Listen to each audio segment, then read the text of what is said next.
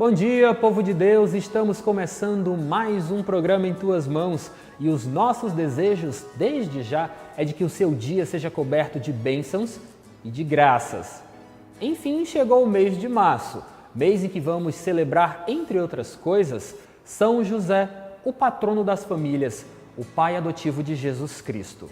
Por isso que, para bem começar esta manhã, eu quero te convidar para refletirmos juntos o Salmo 136 da liturgia diária. Entre outras coisas, ele fala sobre o amor de um pai para com seus filhos. Vamos lá?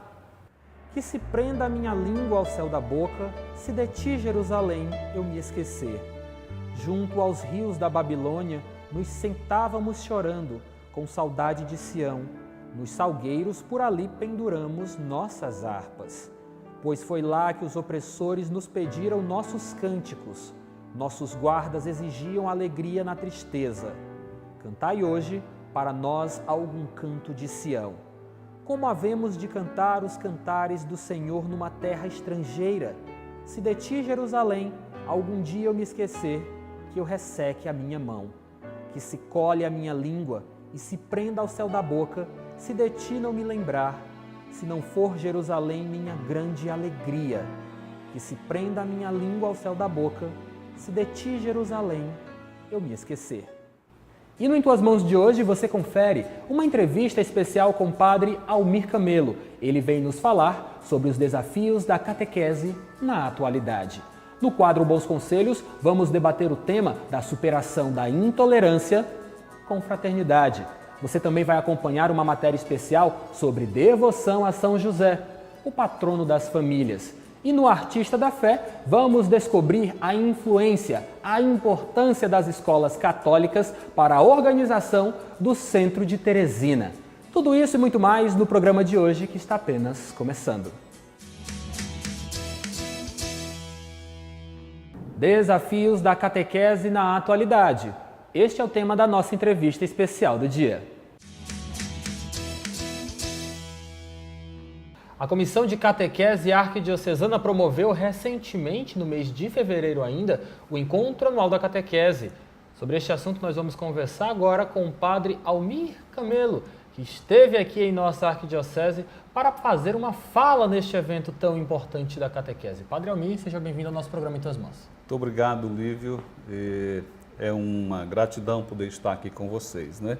E também estar falando hoje, falando, né, ao público sobre esse tema da catequese, dos seus desafios, o caminho que ela tem feito até aqui e, na realidade, aquilo que continua sendo o desafio atual da catequese, né? Coisa bacana, padre. Falando um pouquinho da sua passagem por nossa arquidiocese, por nossa cidade de Teresina, o que foi que o senhor focou a sua fala? Veja bem lá o seguinte, nós percebemos que a nossa catequese, ela precisa, na realidade, dar passos, tá certo? E esse foi o desafio que foi lançado para a gente, fazer com que a nossa catequese desperte nos nossos animadores, de modo especial nos catequistas, essa paixão pelo anúncio da palavra de Deus, né? Então veja lá que quando a gente fala, ou como a gente falou, o importante disso é o descobrir-se discípulo missionário de Jesus nosso Senhor. Então, esse encontro com o Senhor que faz abrasar o coração, né? E dizer como aqueles discípulos que iam para Emaús, não ardia o nosso coração enquanto ele nos falava pelo caminho, descobrir esse novo ardor dentro de uma dinâmica pastoral nesses dias que vivemos hoje, né? Então, esse é o nosso desafio. Ouvir algo e dizer, eu tenho algo a ser dito. Como fez a samaritana, ela foi anunciar aquilo que ela ouviu da pessoa de Jesus nosso Senhor. Ela ficou encantada com aquilo que ele falou sobre a sua pessoa. E o passo seguinte foi, eu agora preciso contar tudo isto. Preciso dizer, eu tenho alguma coisa a ser dita. Então é isso, né, que a gente vem trabalhando e tem dito às pessoas. Nesse contexto, a capacitação constante é muito importante, né, padre? Muito importante. O nosso catequista precisa entender que, apesar das dificuldades de calendário, de ajuste, né, dessas questões, mas a formação ela é essencial dentro de um processo. Nós não podemos, de modo algum, vamos dizer assim, supor que já conhecemos, supor que sabemos. Nós temos que buscar eliminar essa questão do improviso na nossa pastoral. Não dá para viver de improviso. Hoje, eles conseguiram improvisar, eu consegui improvisar, mas amanhã, certamente, esse improviso não vai funcionar. Então, nós temos que, de fato, nos sentarmos, nos atermos a textos, estudá-los, buscar uma metodologia que a gente possa aplicar e que seja acessível ao catequizando, né? Ou seja, algo que de fato faça ele descobrir também o prazer, né? O prazer de conhecer a pessoa de Jesus. E conhecendo a Jesus nosso Senhor, se deixa apaixonar por Ele. Essa é a dinâmica da pastoral, e por isso mesmo o catequista não pode perder de vista a sua formação pessoal dentro daquilo que é o seu, vamos dizer assim, a sua especialidade, se a gente pode falar de especialidade, não é? Não seria talvez a palavra mais correta, mas dizer assim, eu quero fazer bem feito aquilo que eu faço porque eu tenho amor ao que faço. Nesse contexto, qual o perfil na atualidade do catequista e do catequizando? O catequista de hoje, nós já falamos da formação, precisa ser alguém que está aberto às realidades na diversidade. Nós precisamos falar de uma adversidade. Olha, conhecer os documentos da igreja, que falam desde o Concílio Vaticano II, aquilo que foi posto, né, que nós falamos ali para os catequistas de hoje, né, estavam nessa formação. Vejam, olhar para aquilo que o concílio apontou como um caminho e, ao mesmo tempo, convocando a nós a darmos uma resposta. Somos nós, catequistas, né, coordenadores de catequese, que nesses nossos encontros vamos buscando os meios para responder a essas necessidades que aparecem desde o Concílio Vaticano II, tá certo? E que hoje nos desafia muito mais. Por quê? Porque nós hoje somos muito mais urbanos, nós vivemos numa cultura da diversidade, toda pessoa tem a sua pessoalidade de fato, querem aparecer como protagonistas. Então eles trazem já vamos dizer assim, eu estou falando em primeiro lugar do catequista, né? Ele tem que ter essa visão de que eu preciso abrir os olhos e também o meu entendimento, rasgar o meu coração para acolher esse outro que traz uma realidade que eu desconheço e que até me põe medo. E o novo nos faz medo, nos impõe esse medo, né? Por outro lado, ouvindo aquilo que Jesus nosso Senhor diz, ele diz, não tenhas medo, não se perturbe o vosso coração, né? Quer dizer, o Espírito está com vocês, ele sopra, ele orienta. Então, vamos ser corajosos, eu acho que essa é a primeira palavra que nós deveríamos destacar, ter coragem de ousar. Segundo, trabalhar como equipe é muito importante. Terceiro, buscar sempre estar formado. Quarto, conhecer o campo onde se trabalha e a realidade da pessoa que está vindo aqui ao encontro desse catequista. E que esse catequista tem que fazer o caminho inverso agora. O catequizando despertou o interesse, ele quis, agora eu tenho que demonstrar o mesmo interesse por ele e pela sua realidade. Certo, Padre Almir, muito obrigado pela sua participação no programa Em Tuas Mãos, sempre que tiver em Teresina, passe por aqui, a gente quer lhe ouvir. Muito agradecido, quero deixar aqui meu abraço também àqueles que nos veem e dizer, olhe, seja catequista, seja discípulo missionário de Jesus nosso Senhor, Ele te quer como catequista, esse desafio é teu. Tu és um discípulo missionário do Senhor, então põe-te a serviço do outro. Não existe bem maior do que fazer o bem ao outro e deixar-se ser amado por eles ao mesmo tempo. E você vai perceber que o que eu digo não é bobagem, mas no serviço que se presta ao outro, de modo gratuito e voluntário, a gratidão que vem da parte de Deus é muito grande e isso nos envolve a pessoa como um todo. Então, muito obrigado a vocês pela oportunidade. É isso, muito obrigado. Padre, muito obrigado, senhor. O convite feito pelo Padre. E você, vai responder o quê? O programa Em Tuas Mãos continua. Os jovens Alan e Ingrid formaram uma família recentemente. Com um histórico de serviço no EJC, o Encontro de Jovens com Cristo, após o casamento, eles buscaram logo engajamento em uma nova pastoral. Vamos conhecer este testemunho em nosso Minha Família, Minha Base.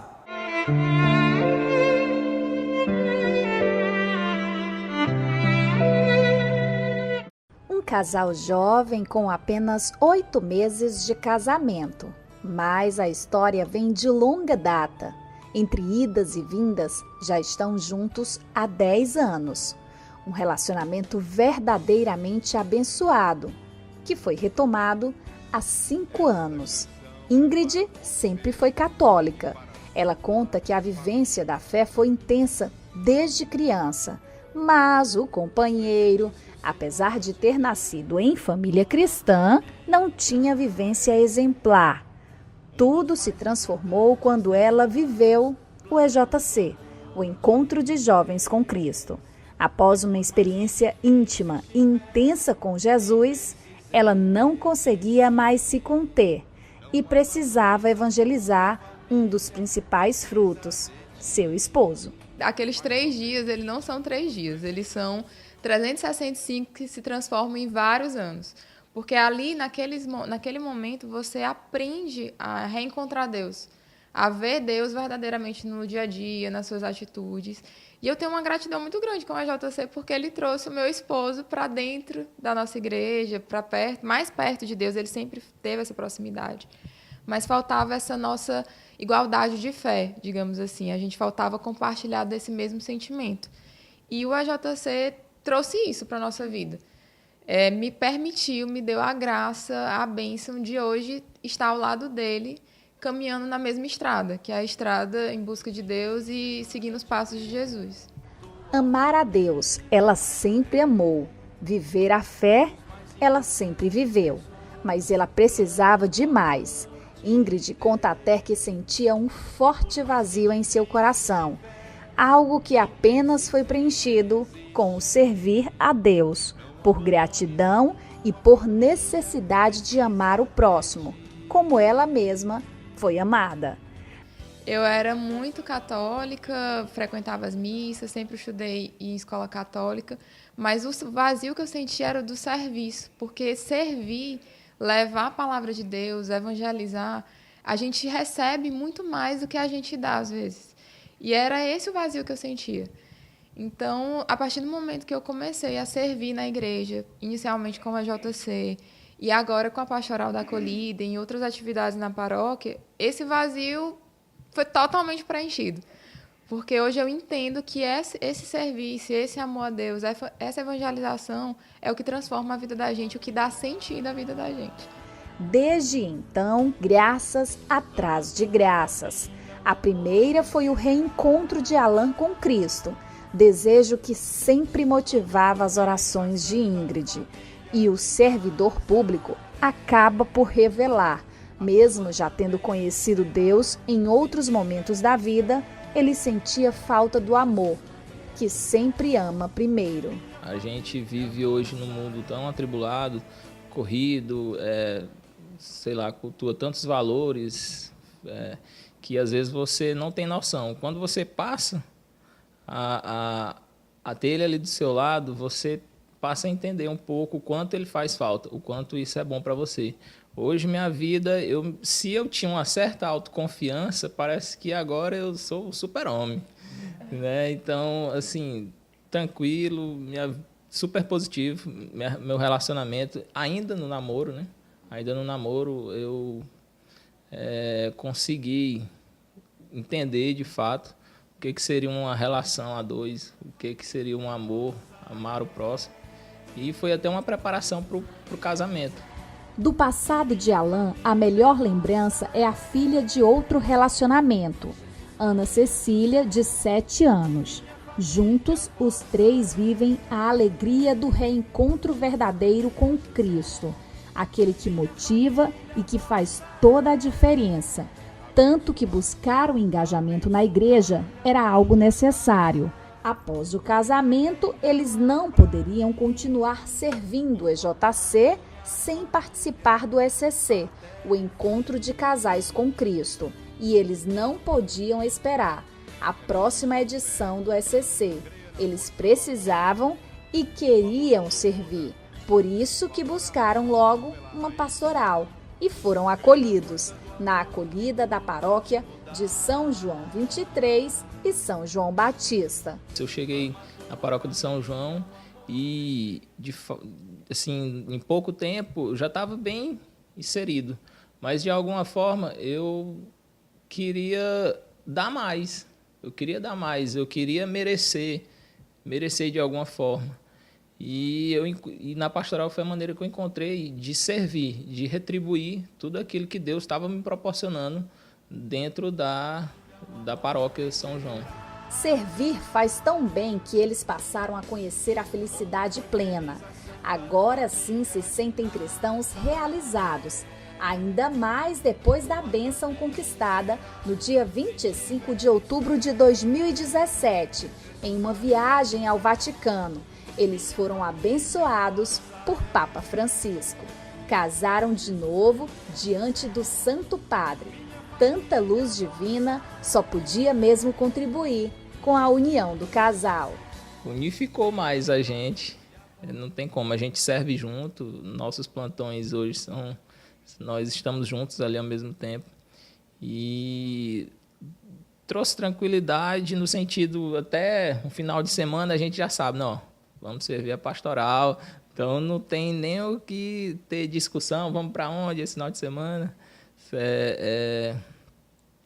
Trouxe essa tranquilidade, né? A tranquilidade de você entender, tanto eu me entender, como entender a ela, entender as vontades dela, entender as necessidades dela dentro da comunidade. Uma jovem família guiada pela gratidão, pelo amor verdadeiro que não passa e pela confiança garantida através da oração. Alan e Ingrid vivem uma vida nova a cada dia, porém sempre baseada na misericórdia de Deus. Sem a igreja, nunca seriam família. E sem a família, não tocariam diariamente no Pai. E se não fosse a igreja, eu tenho certeza que a minha família não estaria construída. Porque os nossos pilares, a promessa que nós fizemos no dia do sacramento do matrimônio, ela é o que rege o nosso casamento. A gente, no dia, estava muito emocionado, os dois, porque a gente realmente entendeu que a gente tem vocação para o matrimônio e que naquele dia, a gente estava se comprometendo com Deus. Então, a igreja, hoje, Jesus, ele está no nosso meio. Ele é o nosso centro. E ele é a base da nossa vida, da nossa caminhada. Então, hoje, a igreja ela é fonte essencial da nossa vida. Minha família é minha base. Em tuas mãos. Intolerância. No nosso Bons Conselhos de hoje, nós vamos aprender a reconhecer e, principalmente, a combater essa prática que vem assombrando a nossa sociedade. Vale lembrar que o tema está ligado ao tema da campanha da fraternidade do ano de 2018, que é a fraternidade e a superação da violência.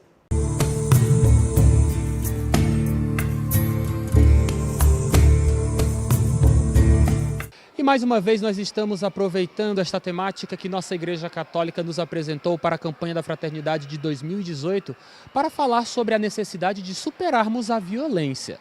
Sobre este assunto nós conversamos a partir de agora com a assistente social Suene Neves. Na realidade ela vem nos falar um pouco sobre a intolerância. Suene, bom dia, seja bem-vindo ao programa Em Tuas Mãos. Olá, bom dia, Lívia. É um prazer estar aqui de novo. Então, para bem começar essa nossa entrevista, eu preciso justamente te pedir que você conceitue o que vem a ser intolerância hoje. Então, a intolerância, assim, tem um grande autor que trabalha isso, que é Paulo Menezes. Ele fala que intolerância é a gente não saber lidar com as diferenças. A gente não saber entender ou conviver com as diferenças. Então, a intolerância é isso, é como se fosse a consequência do meu entendimento, da minha aceitação sobre a convivência e a necessidade de conviver com essas diferenças. Quero também agora te fazer uma pergunta, na realidade, uma reflexão, porque eu preciso que justamente você faça um comentário. A intolerância hoje é uma forma de violência moderna? Com certeza, até porque se a gente parar para pensar e analisar, a nossa sociedade ela pode ser caracterizada como a convivência das diferenças. Então, nós, seres humanos, os locais onde nós habitamos, as regiões, tudo isso. Então, se eu não entendo essa diferença, automaticamente eu vou estar provocando uma violência sobre as pessoas, causando isso. E até como o próprio autor fala, chegando a uma situação de assassinato mesmo, causando uma situação de mortificação em alguma pessoa. Também precisamos deixar bastante claro que no caso, né, Suene, a violência não é só apenas quando há um contato físico. A violência pode acontecer de diversas formas, não é isso? Por muitas vezes nós não nos vemos praticando uma situação de violência, não nos vemos, não nos entendemos como pessoas intolerantes. E aí é onde vem a grande preocupação e a necessidade urgente de entender que a intolerância é hoje, sim, a grande causadora da violência na humanidade, diante das pessoas. Então a violência ela é sim, a intolerância é sim, é algo que é grande e que sua consequência também é grande diante da humanidade que a gente vive. Já que estamos falando de intolerância e mais uma vez nos voltando para o tema da campanha da fraternidade, quais são as principais formas, as mais recorrentes que a intolerância acontecem hoje na atualidade? A gente pode ver a própria intolerância racial. Você não aceitar que uma pessoa ela tenha uma cor diferente da sua e que você pontua que você é melhor do que aquela outra pessoa. A própria intolerância religiosa, né? Você não entender que uma outra pessoa pode ter um credo diferenciado do seu. Quantas pessoas deixam de proclamar que acreditam em Deus por conta do receio de ser aceita sobre a sua religião, sobre o seu credo? E também exemplo isso, a gente está entrando agora no mês de março, a própria intolerância à mulher. Isso que é algo muito recorrente, quantas mulheres já foram assassinadas, são violentadas diariamente sobre o não entendimento de que ela também tem direitos, de que ela pode vivenciar isso. Voltando especificamente para o tema da campanha da fraternidade, que é fraternidade e superação da violência, queria que você falasse justamente para a gente, nos desse seus bons conselhos de como podemos superar a violência e a intolerância com fraternidade. A tolerância causa paz. A tolerância é eu entender que eu posso aprender com a outra pessoa e que, ao entender que ela é diferente de mim, nós podemos crescer juntos. E assim, é esse hoje a necessidade. Há uma agenda necessária, a agenda mínima de entendimento sobre viver a tolerância. Ela é necessária e urgente. Porque isso, como a gente apontou, está provocando sim, ondas constantes, diárias, de violência mesmo entre a nossa humanidade. Então, para viver bem em sociedade, é necessário, sim, entender a diferença e estar pontuando sempre o respeito com o outro, estar pontuando sempre a questão de que eu posso aprender com o outro e, principalmente, amar o próximo.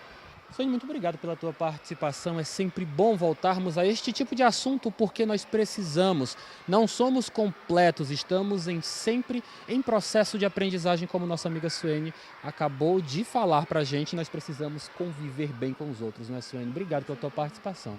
Obrigada, Lívia. É um prazer estar aqui. O programa Em Tuas Mãos continua. A Arquidiocese de Teresina lançou oficialmente em evento no Auditório Paulo VI a 23ª edição da Caminhada da Fraternidade. O tema escolhido para o ano de 2018 é Diferença, nós respeitamos. Se Deus nos criou diferentes e nos respeita como seus filhos e filhas, cada um diferente, é porque de fato Ele sabe que as diferenças compõem e não dividem. Nós é que fazemos divisões, né? Nós é que fazemos divisões. Então, aprender a respeitar não quer dizer concordar com tudo, né? Há diferenças que nós não precisamos concordar, mas sempre em nome da nossa fé e em nome da dignidade humana, precisamos respeitar. Fiéis católicos e praticantes de outras religiões participaram. Mas este foi o momento de se debater não apenas a intolerância religiosa, mas todas as práticas que são tidas como violência e que por muitas vezes nem percebemos. Por isso que todos foram bem-vindos a promover a caminhada da fraternidade. É um tema que há muito tempo o nosso terreiro nós vemos debatendo, a qual o nossos guias que regem a nossa casa, ele vem batendo há muito tempo esse tema, que é a diferença, a qual ele sempre fala para a gente que nós devemos respeitar todo e qualquer tipo de diferença. né? E esse ano veio encaixar, né, o que ele já vinha nos ensinando há muito tempo. Em 2018, a caminhada da fraternidade será realizada no dia 10 de junho. Mais uma vez, o trajeto sairá do centro de Teresina em direção à zona leste da cidade. O tema motiva e vem em resposta a uma demanda antiga da sociedade brasileira como um todo, o pedido de paz.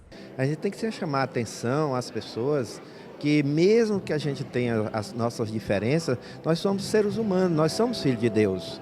Então a gente precisa expandir o amor, seja lá aonde a gente estiver, no trabalho, na escola, dentro de casa, principalmente dentro de casa. A gente precisa ter mais tolerância com a situação que as coisas estão vivendo nesse mundo. Está todo mundo nervoso, todo mundo preocupado com a violência, com tudo. Enquanto se a gente espalhar o amor, tudo isso vai ser transformado. Durante a solenidade de lançamento, foram apresentadas as peças publicitárias de identidade da caminhada.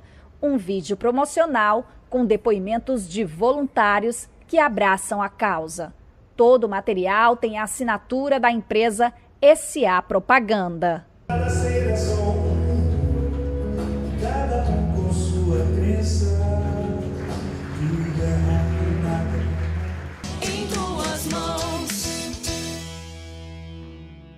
Olha só, pessoal, no ano passado, você que acompanha o programa Em Tuas Mãos viu aqui na sua telinha matérias sobre a Loja Solidária, um projeto da ASA, que é a Ação Social Arquidiocesana, que beneficiou o Lar de Santana. Mas a partir de agora, eu quero te convidar a conhecer um pouco da vida das mulheres que deram vida a este projeto. Este é o nosso Igreja em Ação.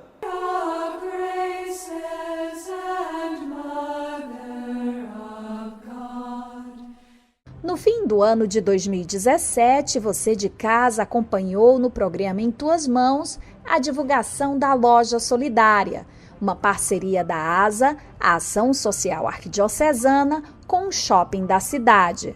No espaço foram comercializados produtos feitos no projeto Cidadania Ativa e Casa de Isabelê. Parte do que foi arrecadado com as vendas foi doado ao Lar de Santana, projeto da Igreja Católica de Teresina, que abriga idosos. Outra parte foi devolvido aos envolvidos na produção dos produtos. Neste Igreja em Ação, você vai conhecer um pouco mais das pessoas que fizeram esse projeto de solidariedade tornar-se possível. Encontramos 3 costureiras que integram o Cidadania Ativa e com elas conhecemos um pouco mais sobre como a iniciativa ajuda a transformar vidas. O Cidadania Ativa nasceu no ano de 2006, com o objetivo de valorizar talentos das comunidades de Teresina. O projeto é gratuito e se destina a uma parcela bem fragilizada do mundo atual. O público-alvo é a família, né, que é a base de tudo. Então, a gente não trabalha de forma específica cada membro, né, cada setor da família. É a família como um todo. Então, a gente a gente atende famílias que têm o adolescente, que tem o idoso, né? E também tem a senhora que faz parte do projeto. Então, pega todas as faixas etárias, porque assim, cada um entende o trabalho do outro, entende o que é. Eu vou para uma reunião do projeto e sabe o que é aquilo, né? Sabendo fazer parte de tudo. O projeto visa muito mais do que ensinar uma profissão. Ele oferece ainda a possibilidade dos participantes alcançarem autonomia política, social e econômica. Aqui conhecemos participantes do curso de corte e costura, mas no projeto é ofertado muito mais. Quem dita a demanda são os participantes, tanto que já se ofertou cursos de secretariado, informática e recursos humanos, por exemplo. Se integrar é fácil. Nós estamos atualmente em 4 comunidades, que é a Pissarreira, o Parque Universitário, São Joaquim e São Francisco. Então, para participar, são pessoas que estejam nesses locais e que queiram. O único requisito que a gente coloca é querer participar de um projeto que tem uma ação de valorizar os talentos comunitários, né? Então, se eu tiver essa vontade de querer que meus talentos sejam apoiados e querer participar de grupos de trabalho, porque a gente também não trabalha de forma individual, são grupos de trabalho. Então, sendo dessas comunidades, querendo, já pode procurar a gente. Marlúcia vem da região da Pissarreira. Sem trabalho, ela decidiu por investir em uma profissão que pudesse atender a pequenas demandas familiares.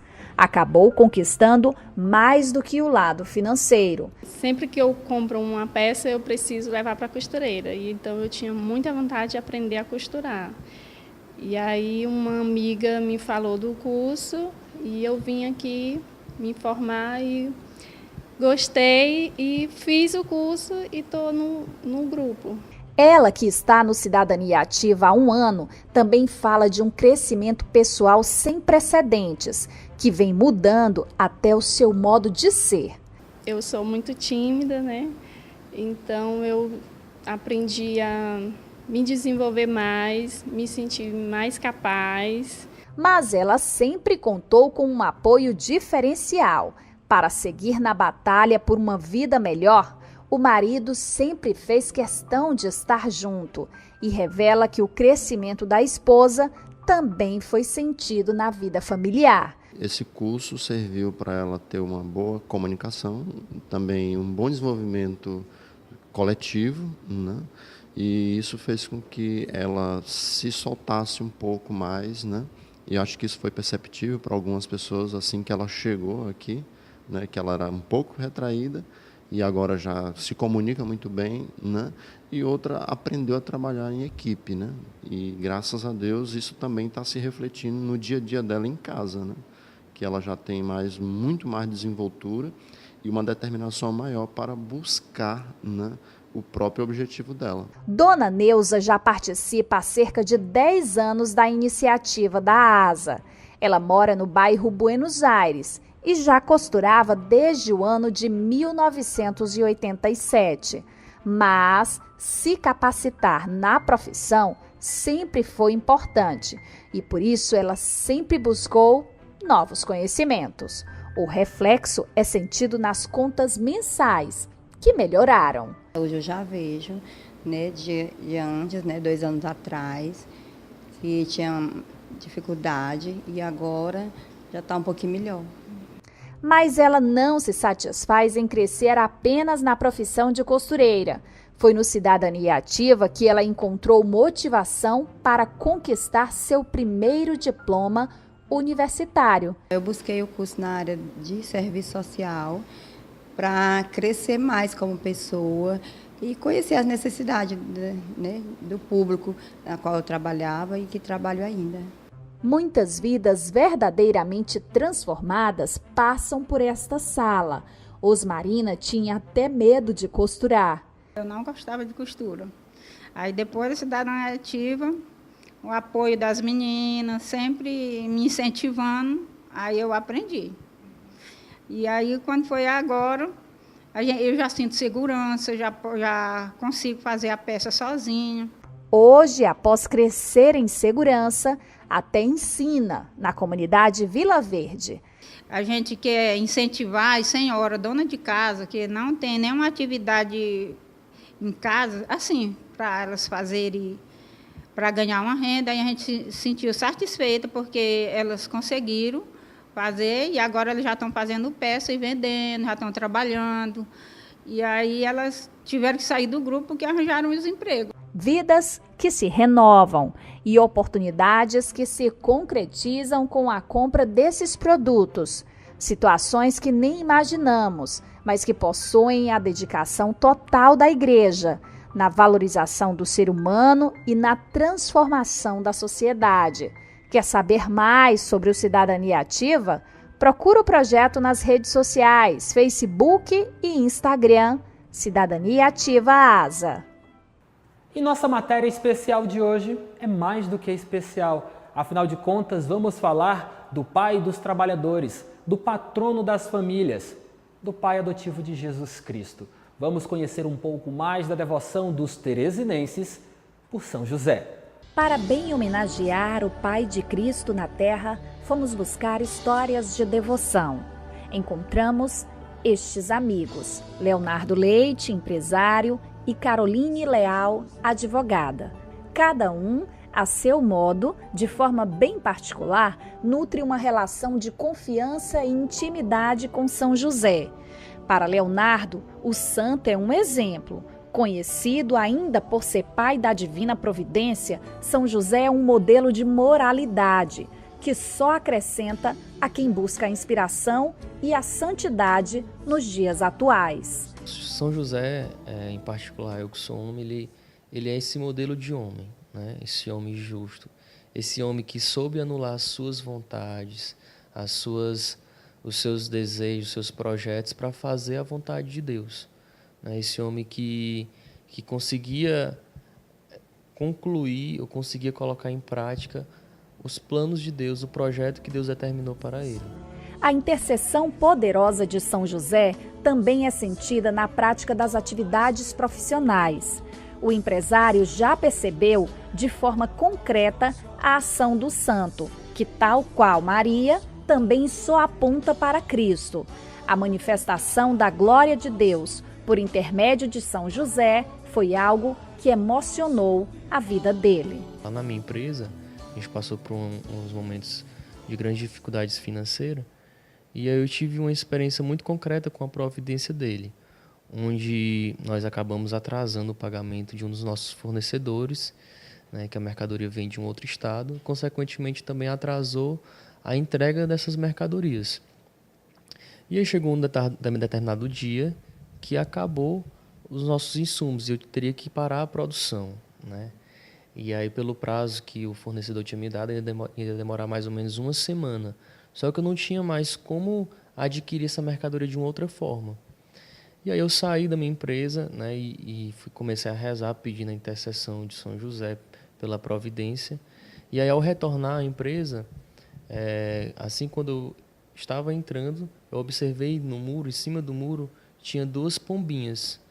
E assim, quando eu vi essas 2 pombinhas, eu me recordei da oferenda que São José fez no templo ao apresentar o menino Jesus.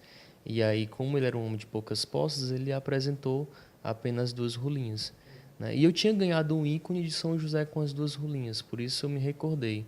E naquele momento eu me lembrei de São José. E ao adentrar as dependências da empresa, eu verifiquei que estava o caminhão da transportadora deixando a mercadoria, né, que teoricamente era para chegar daqui uma semana. E naquele momento eu tive muito claro a presença de São José, a intervenção de São José pela providência divina. Um grande homem de fé que tem devoção especial pelo santo operário é Papa Francisco. Recentemente, o Santo Padre apresentou devoção específica por São José Dormino. A referência se dá pela passagem bíblica que conta que o prometido de Maria foi visitado em sonho pelo anjo Gabriel. O objetivo é de que o pai adotivo de Jesus se familiarizasse com os planos de Deus e cumprisse a vontade do Criador.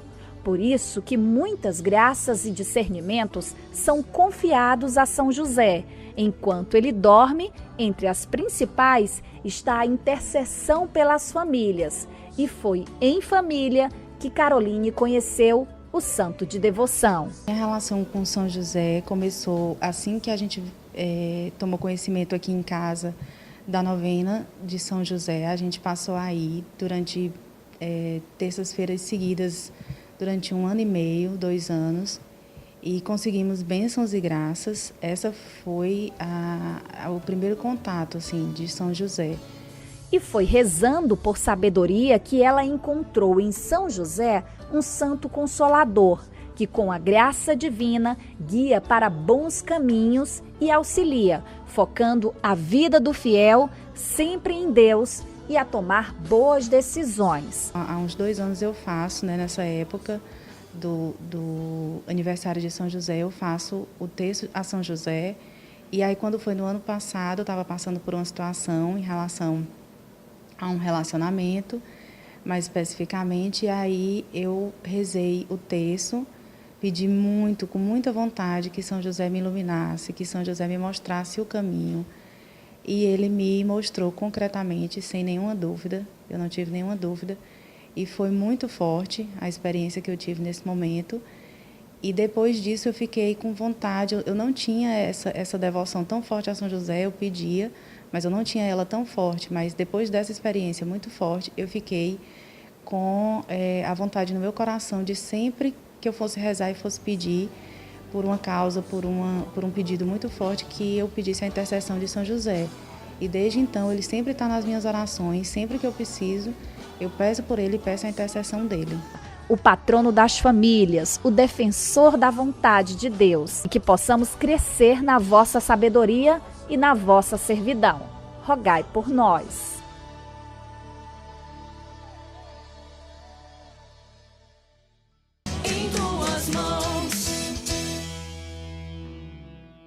E informando a você aí de casa que nestes primeiros meses de 2018, o nosso programa Em Tuas Mãos acontece aqui diretamente da Capela de Nossa Senhora das Graças, da Residência Episcopal, a Casa de Dom Jacinto Brito.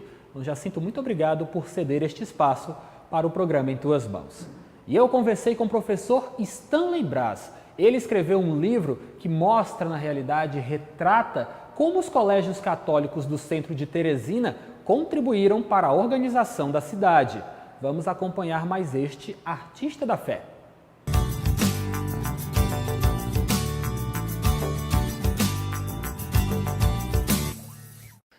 E hoje nós vamos conhecer um pouco mais de um professor piauiense, professor de geografia, que está lançando o livro A Geohistória de Teresina, contando um pouco da importância dos colégios católicos na organização de nossa cidade. Nosso entrevistado é Stanley Braz. Stanley, seja bem-vindo ao programa Em Tuas Mãos. Bom dia para você. Bom dia. Eu que agradeço a oportunidade de poder falar sobre a minha obra e poder falar sobre a importância de se fazer uma pesquisa sobre o espaço e a história da nossa cidade. Então, para começar essa nossa entrevista, eu quero que você conte para a gente como foi que se desenvolveu essa pesquisa. Olha, o que foi uma pesquisa bibliográfica, foi analisada a partir de imagens, analisada a partir de registros, a partir daquilo que poderia me levar a olhar como é que a cidade era antes dessas escolas e como é que a cidade se tornou depois da escola. Então, é por isso que o livro se intitula Geohistória, é uma análise da geografia e da história, porque eu analiso o espaço a partir do passado tempo, como o tempo foi mudando através dessas ações da Igreja Católica. Nós temos também o seu trabalho de mestrado, a Hierópolis de Santa Cruz. Fala um pouquinho para a gente sobre este trabalho em específico.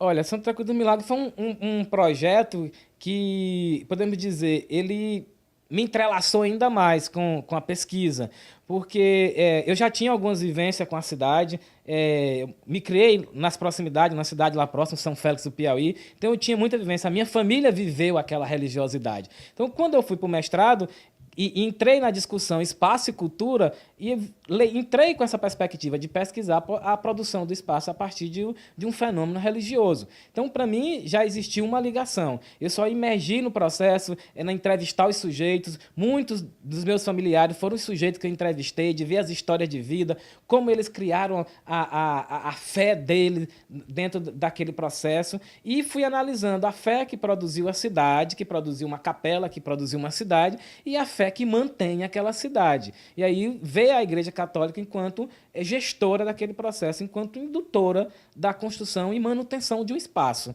A gente olha e não consegue visualizar Santa Cruz do Milagre sem a religiosidade católica. Isso é um processo muito interessante. A função da religião como não só uma função social, mas também como uma função de produção e organização espacial. Onde nós podemos encontrar os seus livros, professor?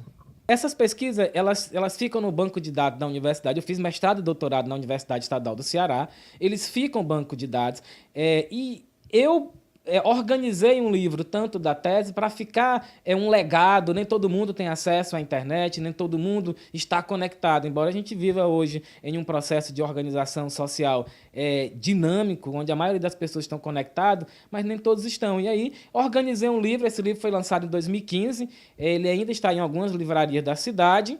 E também tem a base da pesquisa, que não está no formato de livro, que está dentro do banco de dados da biblioteca da Universidade Estadual do Ceará. Tanto o livro da Areópago de Santa Cruz do Milagre, quanto a pesquisa sobre a geohistória. No caso, o senhor poderia nos dizer a quem se dedica a leitura, a quem se destina a leitura dos seus livros?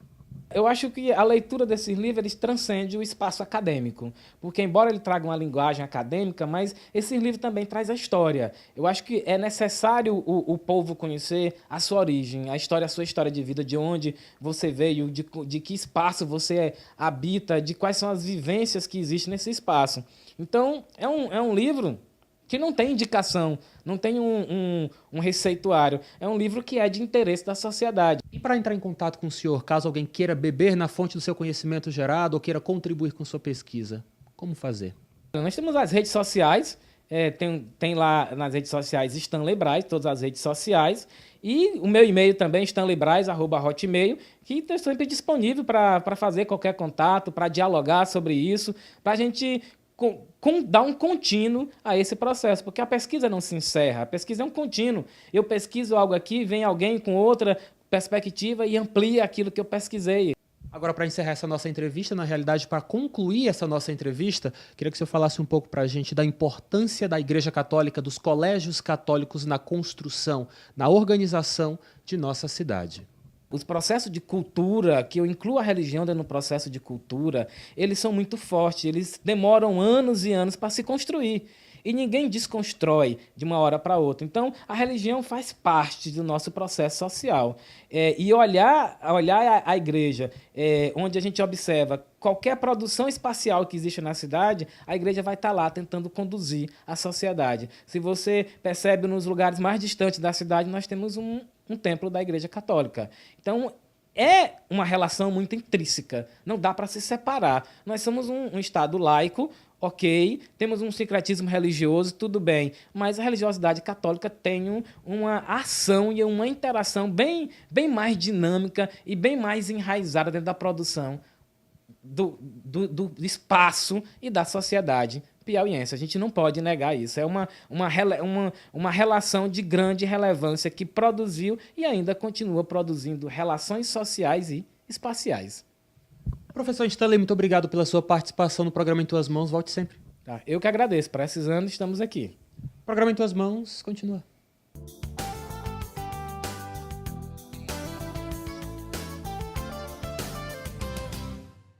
Quando falamos de leituras católicas aqui no Brasil, com certeza vem sempre à nossa mente a revista Família Cristã. A revista é muito bacana, né? E hoje eu venho apresentar para você uma edição especial desta revista, que é justamente a primeira do ano de 2018. Ela está aqui nas minhas mãos e ela vem tratar justamente sobre a campanha da fraternidade que estamos vivenciando em nosso país. Fraternidade e superação da violência. Vós sois todos irmãos. Este é o tema e o lema da campanha da fraternidade deste ano. Família Cristã você já conhece, é bastante tradicional, de leitura agradável, que serve para todas as idades. Então não deixe de conferir a edição de janeiro. Lembrando a você aí de casa que cada edição da Família Cristã custa apenas R$11. E nada melhor do que se adentrar aos mistérios da nossa Igreja Católica, através da campanha da fraternidade, tendo esta leitura agradável no seu dia a dia.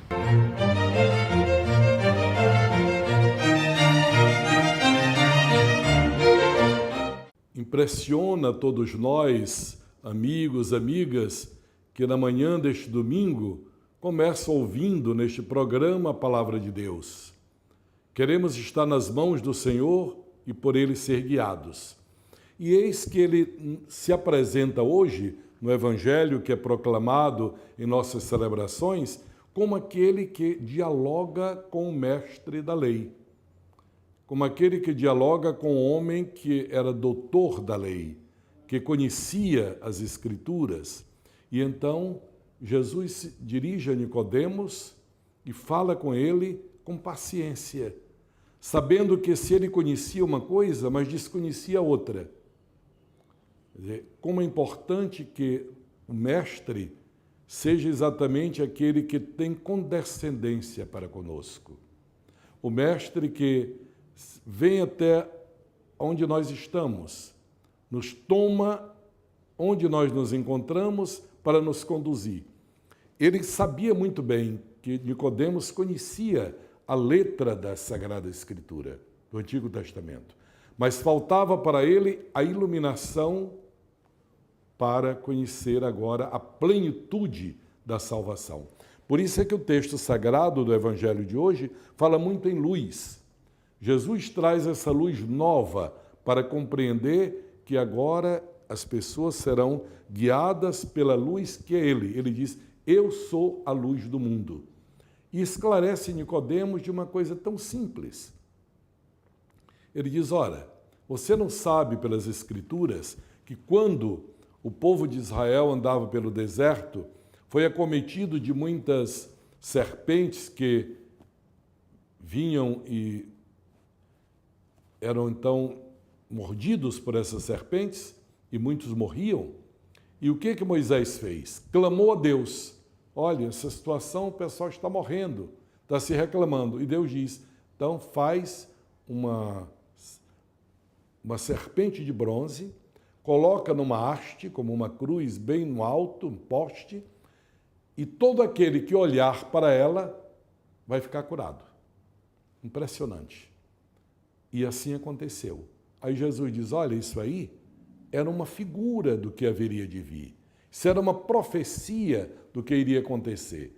Aquela serpente de bronze, o bronze, como diz o livro da sabedoria, não é nada do que o metal, mas o valor é porque ela já era uma figura daquilo que haveria de vir. O que haveria de vir?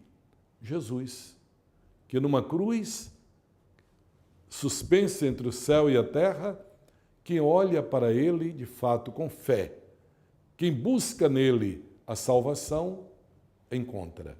Veja, por exemplo, o ladrão. Olha para Jesus e diz, Senhor, lembra-te de mim quando estiveres no teu reino. Jesus diz, ainda hoje estarás comigo no paraíso.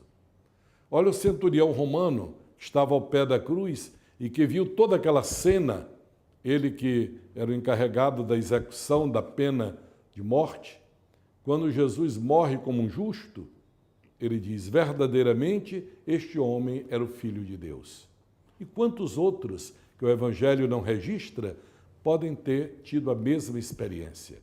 Então nós somos convidados agora, caríssimos, a olhar para Jesus e a se deixar olhar por Ele, porque Ele está levantado entre o céu e a terra como sinal de salvação. Como a serpente foi levantada, conforme o Evangelho de hoje, Jesus é levantado. E agora não é mais o bronze, agora é aquilo que o bronze significava. O próprio Jesus que é levantado como sinal de salvação, para que todo aquele que nele crê não pereça, mas tenha vida eterna.